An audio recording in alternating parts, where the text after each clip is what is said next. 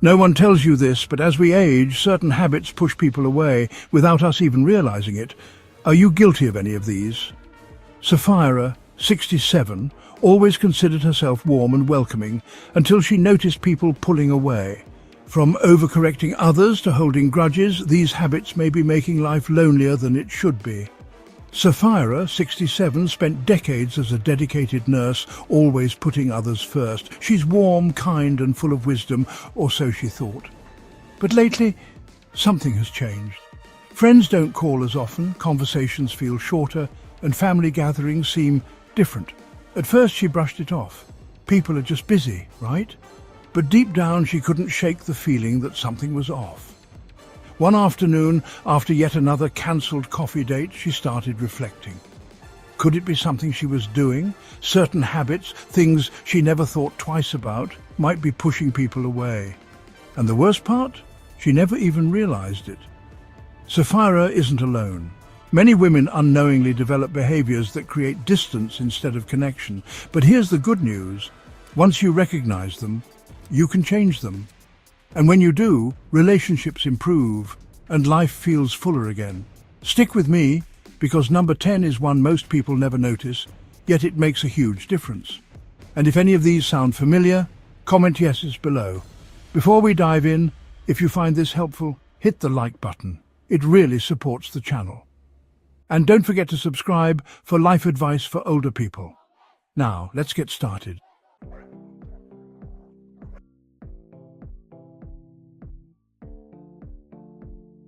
Overcorrecting others. Sapphira has always valued intelligence and accuracy. As a retired nurse, precision was a huge part of her career. Mistakes weren't an option. That mindset followed her into everyday life, where she took pride in helping others get things right. Whether it was correcting someone's grammar, fact-checking a casual story, or clarifying a minor mistake, she believed she was being helpful. But over time, she noticed something strange. Conversations felt colder, and people seemed less eager to engage. Then, one day, her granddaughter hesitated before speaking, carefully choosing her words. When Sapphira asked why, the young girl said, "I don't want to say it wrong." That hit her hard. It made her wonder how many people felt this way around her. The truth is, constant corrections, no matter how well intended, can make people feel small. It shifts the conversation from connection to critique. No one likes feeling like they're walking on eggshells, afraid to say the wrong thing. And when people feel judged, they withdraw. Sapphira realized she had a choice, be right or be kind. So instead of jumping in with a correction, she tried something different. The next time her friend mispronounced a word, she simply smiled and listened. And when someone shared a story that wasn't entirely accurate, instead of correcting them, she asked, "That's an interesting perspective. Tell me more. The results?" Conversations felt warmer, and people opened up more. She wasn't just hearing words, she was truly connecting. So ask yourself, have you ever caught yourself doing this? Maybe with friends, family, or even strangers? Let us know in the comments below. And if you're finding this helpful so far, don't forget to like this video. It really supports the channel. Now, let's move on to the next habit, one that's even easier to overlook.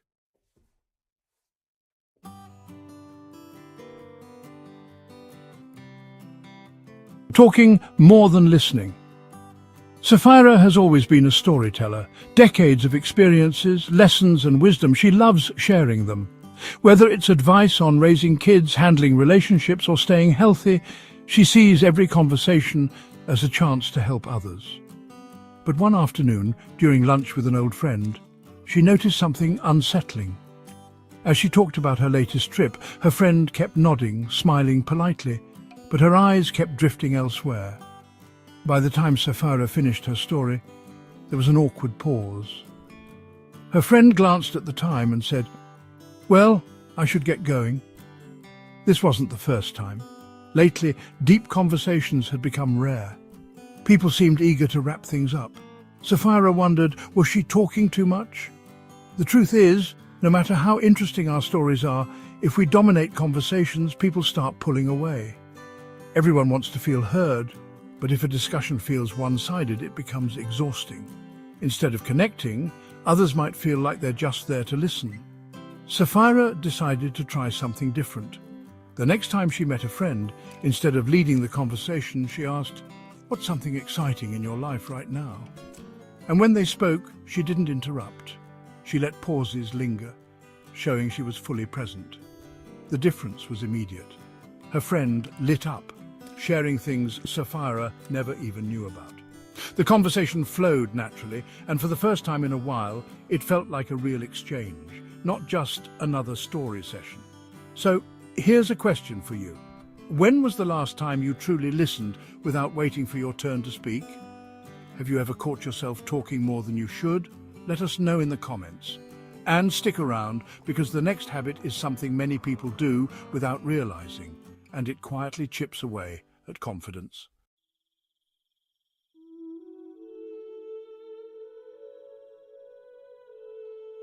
Over-apologizing. Sapphira has always believed in being polite. Saying sorry was second nature. It showed humility, kindness, and consideration. But lately she noticed something odd. At the grocery store, she whispered sorry as she reached for a can of soup. On the phone, she apologized for taking up time when asking a simple question. Even at family dinners, she caught herself saying sorry for rambling after sharing a short story. One day, her friend stopped her mid-sentence. "Why are you apologizing? You didn't do anything wrong." That moment hit her hard. She hadn't even realized how often she did it. Over-apologizing might seem harmless, but it quietly sends a message that you believe you're an inconvenience. It makes others see you as less confident, even when you don't mean to be. And worst of all, it chips away at self-worth. Sapphira decided to make a change. Instead of saying sorry for being late, she tried, "Thank you for waiting." Instead of sorry for asking, she said, "I appreciate your help." The shift was small but powerful. She noticed people responding differently. Conversations felt more balanced, and she felt more self-assured. So ask yourself, do you ever say sorry when you don't need to? Try replacing it with gratitude instead. It's a small change that can make a big difference. And stay with me, because the next habit is something most people don't realize they do, yet it slowly pushes others away.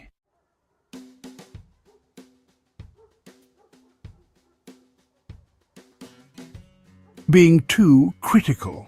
Sapphira always believed honesty was the best policy. If her friend wore an unflattering dress, she'd casually mention it. If her daughter served a dish that was too salty, she'd offer a quick critique. And when she saw someone making a choice she didn't agree with, she'd share her thoughts, because isn't that what caring people do? But then, one day, something happened. She was out shopping with her niece, Amelia, who picked up a bright-coloured jacket. Sapphira wrinkled her nose. "That colour doesn't really suit you." She meant it as helpful advice, but Amelia's smile faded. She put the jacket back and said, "I really liked it, though." That moment stuck with Sapphira.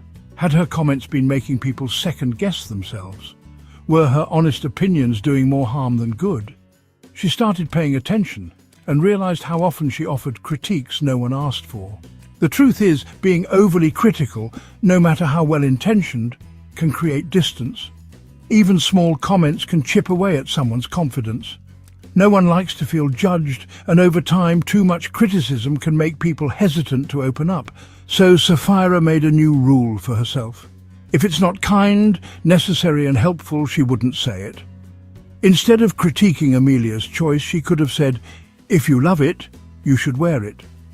Instead of commenting on a meal, she could have simply enjoyed the moment, and something interesting happened. Her relationships improved. People felt more comfortable around her. Conversations flowed more easily, and she realized that sometimes the best way to support someone is to let them be themselves. What about you? Have you ever caught yourself offering unsolicited opinions? Let us know in the comments below. And stick around, because the next habit is something many women struggle with, without even realizing how much it's affecting their happiness.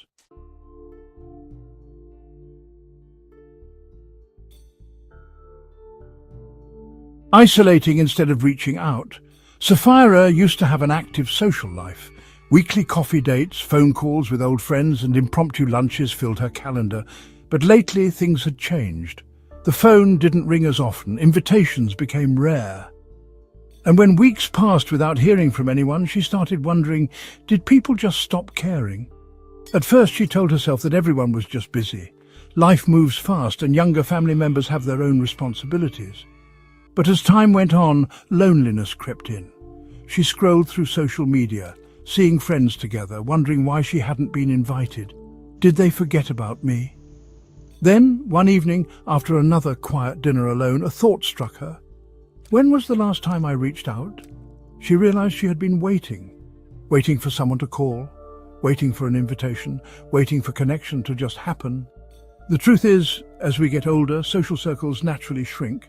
People assume everyone is doing fine, and if no one speaks up, relationships fade. But the key difference between loneliness and connection isn't who reaches out first, it's whether you take action. So, Sapphira decided to test something. Instead of waiting for her friend Lillian to call, she picked up the phone. "Hey, I'd love to grab lunch this week. When are you free?" Instead of wondering if her neighbour would invite her over, she knocked on their door and said, "I just made some tea. Care to join me?" The results? People were happy to hear from her. Most had assumed she was busy too. And just like that, her calendar began filling up again. Not because people suddenly changed, but because she did. So here's something to consider. When was the last time you reached out first? Have you ever found yourself waiting instead of taking the first step? Let us know in the comments below. And keep watching, because the next habit is one that might be keeping you stuck in the past without even realizing it.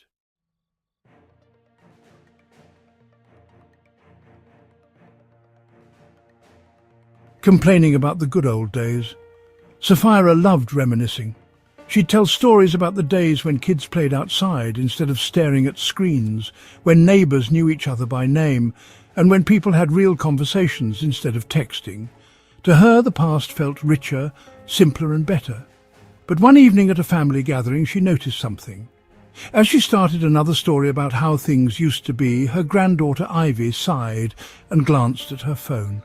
Her daughter Mira gave a polite smile but didn't respond. The energy in the room shifted, like they'd heard it all before. That moment lingered. Later she overheard Ivy whisper to her mum, "I get it, things were better back then, but it makes me feel like my life will never be as good." That stung. Sapphira never meant to make anyone feel that way. The truth is, nostalgia is beautiful.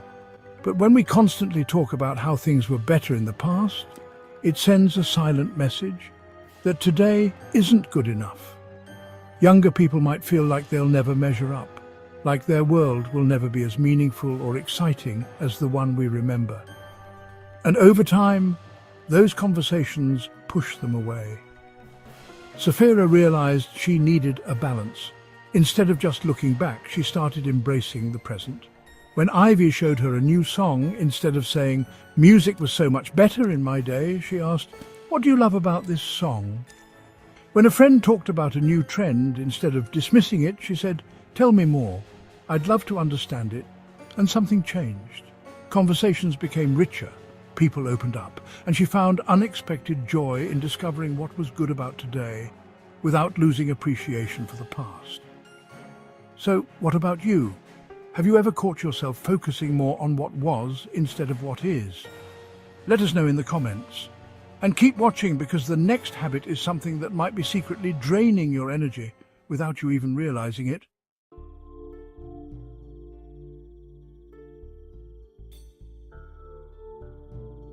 Sapphira had always believed that wisdom came with age. She'd lived through struggles, learned life lessons, and figured out what truly mattered. So when younger people spoke about their challenges, she often found herself thinking, they just don't understand real hardship. One afternoon she was chatting with her grandson Theo when he mentioned feeling stressed about work and social pressures. Without thinking, she sighed and said, "You have no idea what stress is. When I was your age, we didn't have the luxury of complaining." Theo went quiet. The conversation ended quickly, and later Sapphira noticed he didn't open up to her as much. That night she reflected on their talk. Had she just dismissed his feelings? Had her words made him feel unheard? The truth is, every generation faces struggles. They're just different. When we say things like, "Young people don't understand," or "Back in my day, we had it tougher," we create an invisible wall. It makes younger people feel like their experiences don't matter, and over time they stop sharing them. Sapphira decided to change her approach. The next time Theo talked about work stress, instead of dismissing it, she asked, "What's the hardest part for you?" When her niece mentioned social media drama, instead of rolling her eyes, she said, "Tell me more. I want to understand what that's like." And something surprising happened. Younger family members started opening up again. They invited her into their world, shared their dreams and struggles, and even asked for her advice, because they knew she would listen instead of dismiss. So, here's a question. Have you ever caught yourself thinking young people just don't get it? What if instead you asked, "What's important to you these days?" You might be surprised by what you learn. And keep watching, because the next habit is something that can slowly drain joy from your life without you even noticing.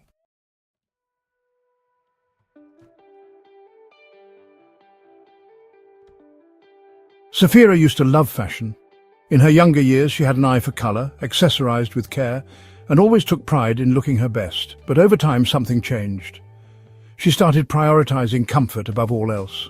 Loose sweatshirts replaced tailored blouses. Worn-out shoes became her everyday choice. Shopping for new clothes felt pointless. After all, who was she trying to impress? One afternoon, while passing a store window, she caught a glimpse of herself. The woman staring back looked tired. Not just physically, but as if she had quietly stopped caring. That realization hit her harder than she expected. The truth is, personal style isn't about vanity, it's about self-respect. When we stop putting effort into how we present ourselves, it subtly tells the world and ourselves that we've given up. And that affects confidence, mood, and even the way others interact with us. Sapphira decided to make a small change. She bought a bright scarf, nothing extravagant, just something that made her feel put together. Then she started picking outfits with intention, not for others, but for herself. The result? She felt lighter, more energized, and even noticed people treating her differently, complimenting her, engaging more in conversation. Because when you feel good in what you wear, it shows. So, here's a thought. When was the last time you wore something that truly made you feel good? Let us know in the comments. And stay with me, because the next habit is something that can quietly affect the way people see you without you even realizing it.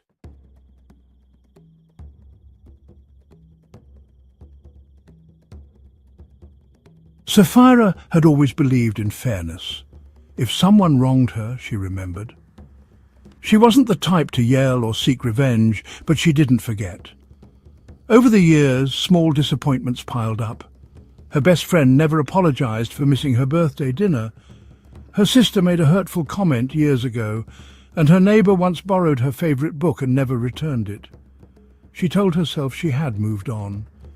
But deep down, she carried those grudges like invisible weights.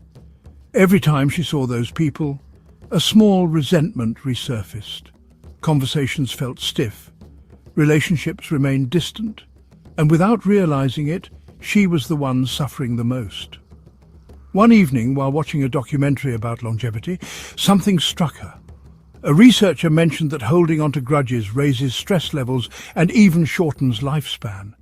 That night, Sapphira lay awake, thinking, was she really willing to let old wounds steal her peace? The next morning, she made a decision. She would choose peace over proving a point. Instead of waiting for apologies that might never come, she decided to release the resentment for her own sake. She called her old friend and said, "I've missed you. Let's catch up." She sent her sister a kind message with no mention of the past. And when she ran into her neighbor, she simply smiled and let go of the book in her mind. It wasn't worth holding on to anger. And something incredible happened. Her energy shifted. Relationships that once felt strained became light again. Not because others changed, but because she did. The truth is, grudges don't punish the other person. They punish you. So ask yourself, is there a grudge you're still holding on to? What would happen if you let it go today? Tell us in the comments, and keep watching, because the final habit is something that can silently steal your joy without you even noticing.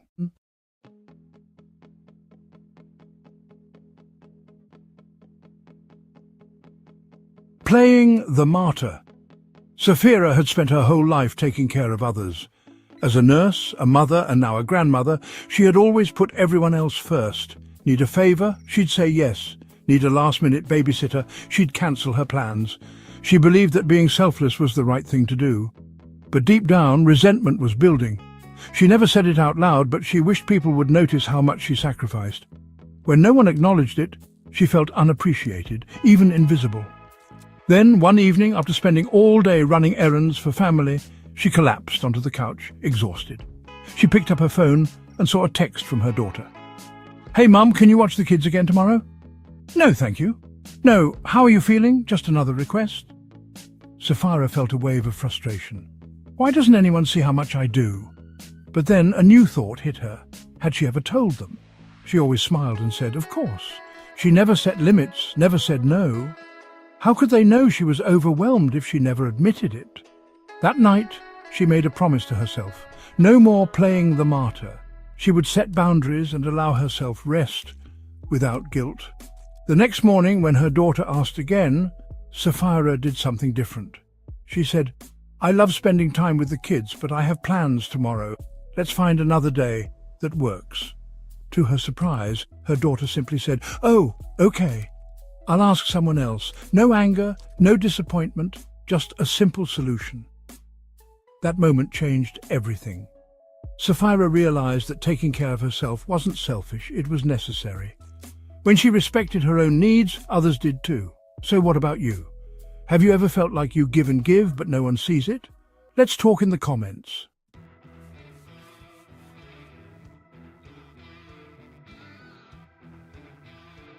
Refusing to try new things. Sapphira had always been set in her ways. She ate at the same restaurants, watched the same TV shows, and stuck to the same routines she'd had for years. It wasn't that she disliked new things, she just didn't see the point in changing what was familiar and comfortable.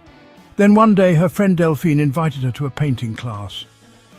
"It'll be fun," Delphine said, but Sapphira hesitated. "I'm not an artist. I'll probably be terrible at it." She almost declined, but something stopped her. When was the last time she had tried something completely new? So she said yes. Walking into that class, she felt out of place. The brushes, the blank canvas, it was all unfamiliar. But as she dipped her brush into the paint and made her first stroke, something unexpected happened. She felt alive. The nervousness faded, replaced by a quiet excitement she hadn't felt in years. By the end of the class, her painting wasn't perfect, but it didn't matter. She had broken her own pattern. The truth is, routines provide comfort, but they can also make life feel stagnant. When we stop trying new things, we slowly shrink our world, and that can make life feel smaller, less vibrant, less exciting. After that class, Sapphira made a promise to herself. Say yes more often. She tried a new restaurant, learned to play a card game she had always avoided, and even signed up for a dance lesson. With every new experience, she felt lighter, more engaged, like a part of her had woken up again. So, here's your challenge. Say yes to one new thing this week. It doesn't have to be big, maybe a new recipe, a different route for your walk, or a hobby you've never tried. Whatever it is, step outside your routine and see how it feels. Have you ever pushed yourself to try something new, even when it felt uncomfortable? Let us know in the comments. And stay tuned, because the final habit might be the one that's holding you back from fully enjoying life, without you even realizing it.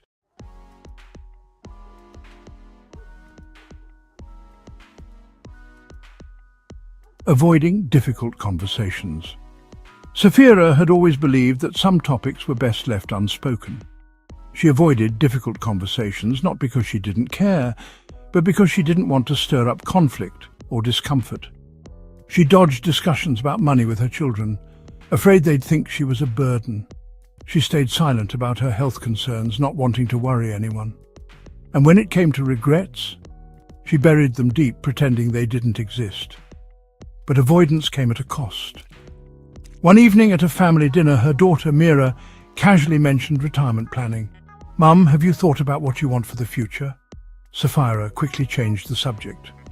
Later that night, she overheard Mira whisper to her husband, "I wish she'd talk to us about these things. I don't want to guess when the time comes." That moment hit hard. By avoiding tough conversations, she wasn't protecting her loved ones, she was leaving them in the dark. The truth is, avoiding difficult topics doesn't make them disappear. It only creates unresolved tension. Whether it's discussing financial plans, end-of-life wishes, old regrets, or unspoken apologies, leaving things unsaid can weigh heavily on relationships. Sapphira knew she had to start somewhere. Instead of tackling everything at once, she wrote down one conversation she had been avoiding. The next morning, she sat down with Mira and said, "You asked about my future plans. I think it's time we talk." That one step changed everything. The more she opened up, the lighter she felt. And to her surprise, her family wanted to have these conversations. They weren't scared of them, she was. So, here's your challenge. Write down one tough topic you've been avoiding. Maybe it's a financial discussion, a long overdue apology, or a conversation about your health. Whatever it is, take the first step, because the hardest conversations are often the most important. Have you ever put off a conversation you knew you needed to have? Let's talk in the comments.